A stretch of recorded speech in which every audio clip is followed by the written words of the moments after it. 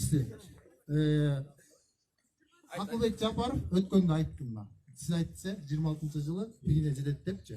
Бизде келишимдерде бар экен, жогорку кеңештин трибунасына сүйлөдү. Кытай Республикасында Гонконгдо өтөт экен сотторчу. Сот Кытай тилинде өтөт экен да. Эгерде биз төлөй албай калсак, биздин мамлекет карызыбызды төлөй албай калсак, Кытай тилинде Гонконгдо өтөт экен сот. А эгерде биз карызыбызды төлөй албай калсак, Гонконгдо сот мына биз логистикалык борбор курулуп атыптыр. Ошол эки Кытай элине менчик алабыз деп койсо, эмне кылабыз? Сен бирөө менен бир эки адам соттошотсо, ана сенин окуатыңды ал деп койсо. Ошо болобу? Жок. Сен мындай кылсаң, Ой,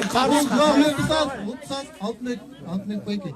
Бул эки мамлекеттин Кытай Республикасынын лидери Си Цзиньпин менен Кыргыз Республикасынын президенти Сооронбай Шарипович жайында именно ушул логистикалык борбор боюнча келишимге кол койду. Туурабы? Кол койду. Абылгазиев сүйлөп атпайбы? Кол койду. Факты менен сүйлөдү. Мен кимдин факты менен айтып атам да. Анан неге алып кое албайт деп кимдин кепилдиги бар? Эч ким кепилдиги жок. Сиз айтып атасыз, мен эртең жака барам, силер менен чогулуп барам депчи. Эртең сиз бар болосузбу, мен жок, мен бар боломбу, эч ким билбейт.